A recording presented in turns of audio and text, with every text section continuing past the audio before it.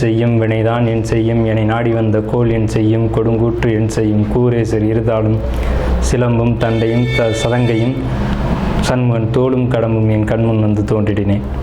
நம்ம இந்த வீடியோவில் பார்க்கக்கூடிய தலைப்பு அப்படிங்கிறது ராகுகேது பேச்சு. எப்போவுமே ஒரு வருடத்தில் ராகுகேது பேச்சு ஆகும்போது மக்கள் ஒரு எதிர்பார்ப்பு இருக்கும். இந்த கிரக பயிற்சியில் நமக்கு என்ன நன்மைகள் இருக்குது, என்ன தீமைகள் இருக்குது அப்படின்றது பொதுவாக எல்லாருக்குமே ஒரு எதிர்பார்ப்பு அப்படிங்கிறது இருக்க தான் செய்யும். அந்த வகையில் இந்த ஆண்டினுடைய ஆங்கில தேதியானது மே மாதம் 18ஆம் தேதி அன்னைக்கு தமிழ் வருஷம், அதாவது தமிழ் புத்தாண்டு பிறக்க போகுது. தமிழ் புத்தாண்டு விஸ்வாசு வருடம் 13ஆம் தேதி, சித்திரை 13ஆம் தேதி, அதாவது சித்திரை மாதத்துக்கு விஸ்வாச வருடத்தினுடைய முதல் மாதமான சித்திரை மாதத்தினுடைய 13ஆம் தேதி மாலை மணி 5:25க்கு. இது சரியான டைம் பார்த்திங்கன்னா ராகு காலம். இது ஞாயிற்றுக்கிழமை அன்றைக்கி இந்த ராகு பயிற்சியானது நடக்குது.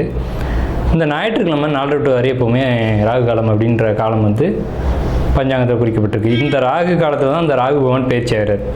ராகு பகவான் எங்கேருந்து பயிற்சி ஆகிறாங்க அப்படின்னு பார்த்தீங்கன்னா மீனத்துலேருந்து கும்பத்துக்கு பயிற்சி ஆகிறாங்க, ஆன்டி கிளாக் வைஸ், அதை எதிர் சுற்று வழியாக. அதே சமயத்தில் கண்ணியில் இருக்கக்கூடிய கேது பகவான் சிம்மத்துக்கு பயிற்சி ஆகிறாங்க. இப்போ இந்த ராகு கேதுக்கள் அப்படின்ற பிளானட் உங்களுக்கு உபய ராசிகள்னு சொல்லக்கூடிய மீனத்திலையும் கண்ணிலையும் இவ்வளோ ஆண்டு காலம் இருந்துட்டு, இந்த 13 மாதங்கள் இருந்துட்டு பேச்சு சிற ராசிகள்னு சொல்லக்கூடிய கும்பத்துக்கும் சிம்மத்துக்கும் பேச்சு ஆகிறாங்க. இந்த ராகு கேது பேச்சு எப்போவுமே 180 பாகை நேர் எதிர் சுற்றில் தான் பயிற்சி ஆகும். கன்னி ராசியினுடைய இறுதி பாதமானது சித்திரை 3 நாள்னு சொல்லக்கூடிய செவ்வாயினுடைய அமைப்பு கொண்டது. ஸோ இவங்களுக்கு பொறுத்த வரைக்கும் ராகு கேது பயிற்சி எப்படி இருக்கும் அப்படின்னு கேட்டிங்கன்னா ரொம்ப சூப்பராக இருக்குது அப்படின்னு தான் சொல்லணும். பொறுமையாக இருக்கணும். இந்த காலகட்டத்தில் பொறுமைசாமி அப்படின்ற மாதிரி பொறுமையாக இருக்கணும். ஏன் பொறுமையாக இருக்கணும்னா உங்களுக்கு 7ல் சனி, இதுக்கு பேர் கண்டக சனி அப்படின்னு பேர். சனி பகவானை பொறுத்த வரைக்கும் பொறுமையாக இருக்கவங்கள தொந்தரவு செய்ய மாட்டார். இன்னும் ஒரு நல்ல மதிப்பு மரியாதைகளை ஏற்படுத்தி தான் போவாங்க. அதே பொறுமை இல்லாமல் இருக்கவங்களுக்கு கொஞ்சம் சிக்கல்கள் ஏற்படும். வேலை செய்யக்கூடிய இடத்துல ஜாப்பில் ப்ராப்ளங்கள் வர்றதுக்கான வாய்ப்பு உண்டு. அது பெண்கள் ரீதியாக சித்திரை நட்சத்திரக்காரங்க இருந்தீங்க அப்படின்னா பெண்களாக இருந்தால் தொந்தரவு இல்லை, ஆண்களுக்கு மட்டும் இந்த ஒரு பாதிப்பு ஏற்படும். இருந்தாலும் வேலையில் ஒரு சுணக்கம் அப்படிங்கிறது இருக்க தான் செய்யும். அதை மீறி நீங்கள் அமைதியாக உங்களுடைய வேலையை பார்த்துட்டு நீங்கள் வேலைகளை செய்யணும். வேலையை விட்டுறணும் அப்படின்ற எண்ணங்கள் இருந்தால் தயவு செஞ்சு விட்டுருங்க. வேலையை விட வேணாம், தொடர்ந்து வேலையிலே பயணிங்க அப்படிங்கிறதான் நம்முடைய கருத்து.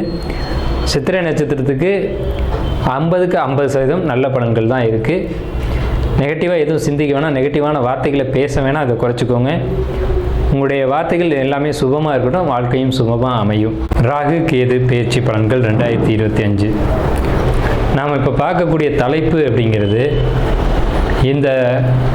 இந்த ஆண்டு, அதாவது சரியான தமிழ் விஸ்வாச வருடம் சித்திரை மாதம் 13ஆம் தேதி அன்னைக்கு மாலையில் 5:25க்கு 5:25க்கு சரியான ராகு காலத்தில் ராகு கேது பேச்சு நடக்குது. இந்த ராகு கேது பேச்சு கன்னி ராசிக்கு, அது கன்னி ராசியான உங்களுக்கு என்ன மாதிரியான பலன்களை ஏற்படுத்துது அப்படிங்கிறத நம்ம இப்போ பார்க்குறோம்.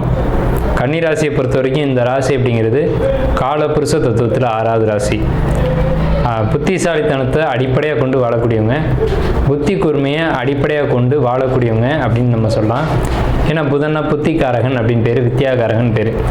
படித்த கல்வியும் புத்தியும் கொண்டு வாழக்கூடிய ஒரு அற்புதமான ராசி இந்த கன்னி ராசிக்காரங்க. இவங்க கொஞ்சம் ஷார்ட்டாக தான் இருப்பாங்க, கொஞ்சம் தனித்துவம் கொண்டவங்களாக இருப்பாங்க. எப்போவுமே கன்னி ராசி அப்படி தான் இருப்பீங்க. உங்களுக்கு என்ன மாதிரியான கிரக நிலைகள், அதனால் என்ன பலன்கள் அப்படின்னு நம்ம பார்க்கும்போது உங்கள் ராசிக்கு இது நாள் வரைக்கும் 8ஆம் இடத்துல இருந்த 7ஆம் இடத்துல இருந்த ராகு 6ஆம் இடத்துக்கு மறைகிறாங்க. 6ஆம் இடத்துல இருந்த சனி 7ஆம் இடத்துக்கு பயிற்சி ஆகிறாங்க. அதே சமயத்தில் உங்கள் ராசி மேலே சந்திரன் மேலே இருந்த கேது உங்கள் ராசிலேருந்து விரயஸ்தானமான 12வது ராசிக்கு பயிற்சி ஆகிறாங்க. இப்படிப்பட்ட நிலையில் உங்கள் ராசிக்கு 10ஆம் இடத்து குரு, இந்த கிரக நிலைகள் அமைப்பு உங்களுக்கு நன்மை செய்யுமா தீமை செய்யுமா, வெற்றியா தோல்வியா அப்படின்னு நீங்கள் சிந்திக்கும்போது வெற்றிகள் மட்டுமே அமோகமாக இருக்குது அப்படிங்கிற ஒரு அமைப்பு உங்களுக்கு உண்டு. எப்போவுமே 7ஆம் இடத்து சனிக்கு பேர் கண்டகச்சனி அப்படின்னு சொல்லுவாங்க. கண்டகம்னா கதக், 7ஆம் இடம்ன்றது உயிர் சம்மந்தப்பட்ட இடம் அப்படின்னு சொல்லுவாங்க. 7ஆம் இடத்துக்கு சனி வந்திருக்கு, இது பாதிப்பை கொடுக்குமே சார் அப்படின்னு நீங்கள் பயப்படலாம். இதுக்கு நேர் ஆப்போசிட்டாக உங்கள் ராசிக்கு 10ஆம் இடத்துல குரு இருந்து 2ஆம் இடத்தை பார்க்கறதுனால இந்த ராகு கேது பயிற்சியில் ராகு 6ஆம் இடத்துல மறைஞ்சும் கேது 12ஆம் இடத்துல மறைஞ்சு இருக்கிறது அப்படிங்கிறது உங்களுக்கு அந்த கண்டகச்சனி அப்படின்ற ஒரு அமைப்பு உங்களுக்கு ஏற்படுத்தாது அப்படிங்கிறது தான் நம்மளுடைய ஆணித்தரமான கருத்து. ஓகே சார், இதனால் என்ன பெனிஃபிட், என்ன பாசிட்டிவான விஷயம் இருக்குது அப்படின்னு கேட்டிங்கன்னா, உங்களுக்கு இது நாள் வரைக்கும் வருமான தடைகள், வருமானத்தில் தொந்தரவுகள் இதெல்லாம் இருந்திருக்கும். வருமான தடைகள் நீங்கி வருமானத்துக்கான வழிவகைகள் ஏற்படும். அதே நேரத்தில் உங்களுக்கு சின்ன சின்ன குழப்பங்கள் அப்படின்றது இருக்க தான் செய்யும். மனசுக்குள்ளே ஒரு மன உளைச்சல், ஒரு மன நெருடல் அப்படிங்கிறது இருக்கும் இந்த ராகு பயிற்சியில். ஆனால் தனவரவுக்கு எந்த ஒரு பாதிப்பும் வராது. சொல்லப்போனால் அதிகமான பொருளாதார சேர்க்கை அப்படிங்கிறது இந்த ராகு பயிற்சிக்கு பிறகு தான் உங்களுக்கு வரும். ஏன்னா இவ்வளோ நாள் சந்திரன் மேலே தான் கேது இருந்தது. அது தனவரவில் தடை ஏற்படுத்தும். பேசுறதுக்கோ மற்றவங்களை கம்யூனிகேட் பண்ணுறதுக்கோ ஏதாயினும் ஒரு வகையில் தடைகள் இருந்தது, இப்போ விலகுது. ஸோ அதனால் இது ரொம்ப ரொம்ப ரொம்ப பாசிட்டிவான ஒரு விஷயம் உங்கள் ராசிக்கு. அடுத்து பார்த்தீங்கன்னா சொத்து சேர்க்கக்கூடிய யோகம் உங்கள் ஜாதத்துக்கு இந்த டைமில் வந்திருக்கு. சொத்துன்னா வீடு, வண்டி, வாகனம், பொருளாதாரம், எல்லா வகையான சொத்தும் இதில் தான் அடங்கும். புதிய சொத்து சேர்க்கைக்கான காலகட்டம். இது நிலைத்த சொத்து அப்படின்னு சொல்லலாம். நீண்ட காலம் உங்களோடு இருக்கக்கூடிய ப்ராப்பர்ட்டி அப்படிங்கிறது இந்த காலகட்டத்தில் உங்களுக்கு சேரும். அதே மாதிரி உங்களுக்கு 6ஆம் இடத்தை குரு பார்க்குறாரு. அங்கே ராகு பேச்சை வர்றாங்க. இந்த நிலைகளை ஒட்டி நம்ம கணிக்கும்போது உங்களுக்கு நீண்ட காலமாக ஏதேனும் மருந்து எடுத்துக்கிட்டு இருந்தீங்க, ஏதாவது உடல் தொந்தரவுகள் இருந்துக்கிட்டு இருக்குது அப்படின்னா அது நிவர்த்தி அடையும் கண்டிப்பான முறையில். இதுக்கு இயற்கையான முறைகளான சித்தா, ஆயுர்வேதிக் இந்த முறைகளில் நீங்கள் நாடுங்க. உங்களுக்கு உடல் குறைபாடுகள் முழுமையாக நிவர்த்தி அடையும் அப்படிங்கிற ஒரு அமைப்பு இருக்குது. உங்களுக்கு 7ஆம் இடத்து சனி அப்படிங்கிறது கழுத்து வலியை ஏற்படுத்தும் அப்படிங்கிற ஒரு கான்செப்ட் வந்து ஜோதிடத்தில் சொல்லுவாங்க. கழுத்து வலி ஏற்பட்டு சரியாகக்கூடிய ஒரு அமைப்பு இந்த ராகு பேச்சில் உங்களுக்கு ஏற்படுத்தும். பொருளாதார தடைகள் சின்ன சின்ன தடைகள் மட்டும் கொடுக்கும், பெரிய அளவில் பாதிப்பை கொடுக்காது. அதே நேரத்தில் கணவன் மனைவி உறவானது ரொம்ப இனிமையாக இருக்கும்.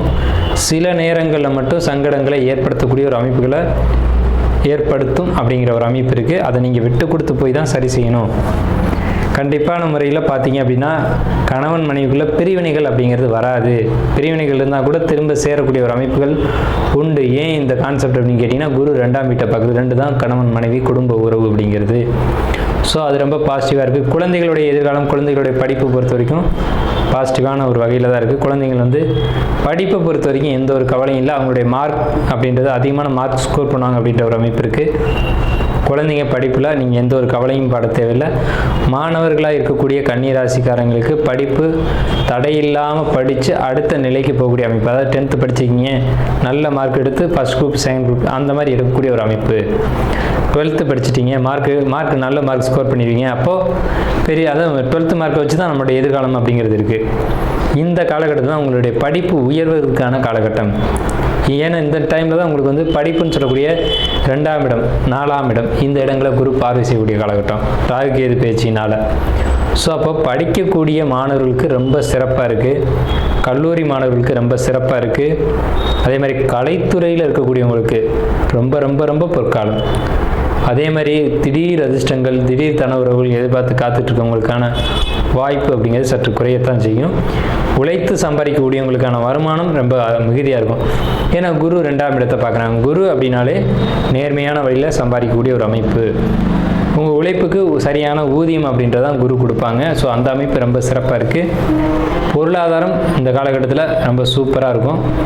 பொருளாதார பிரச்சனைகளில் சொத்து சேர்க்கக்கூடிய அமைப்பு உண்டு. குடும்பத்தில் ஒரு மன மகிழ்ச்சி, நிம்மதி, சந்தோஷம், குடும்பத்தில் சுபகாரியங்கள் நடக்கக்கூடிய அமைப்பு அப்படிங்கிறதுலாம் ரொம்ப சிறப்பாக இருக்குது. இதில் உங்கள் ராசிக்கு மட்டும் நெகட்டிவாக சொல்லக்கூடிய அமைப்புகள் ரொம்ப ரொம்ப ரொம்ப குறைவு. சின்ன சின்ன இடர்பாடுகள் தான், வருமான தடைகள் ஏற்பட்டு மறுமணம் ஏற்படும்ன்ற சொல்லியிருக்கோம். இதில் கன்னி ராசின்னு பொதுவாகவே முன்னேற்றம் தரக்கூடிய ராசிகள் அப்படிங்கிறது மேஷம், மிதுனம், விருச்சகம், மகரம், தனுசு, மீனம் இந்த ராசிகள்.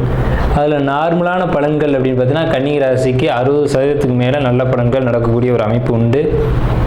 ஸோ நம்ம இது வரைக்கும் உங்களுடைய 9ஆம் இடத்தை சனி பார்க்குறாங்க, பாக்கியஸ்தானத்தை. அப்போ முன்னோர்களுடைய சொத்து கிடைக்கும். முன்னோர்களுடைய சொத்து ஒரு வகையில் டாக்குமெண்ட்டாக வரும். அதை வந்து எதிர்காலத்தில் நீங்கள் வந்து யூஸ் பண்ணிக்கிற மாதிரியான ஒரு அமைப்பு அப்படிங்கிறது கிடைக்கும். ஸோ இதுதான் கன்னி ராசிக்கு உண்டான ராகு கேது பேச்சு பலன்கள்.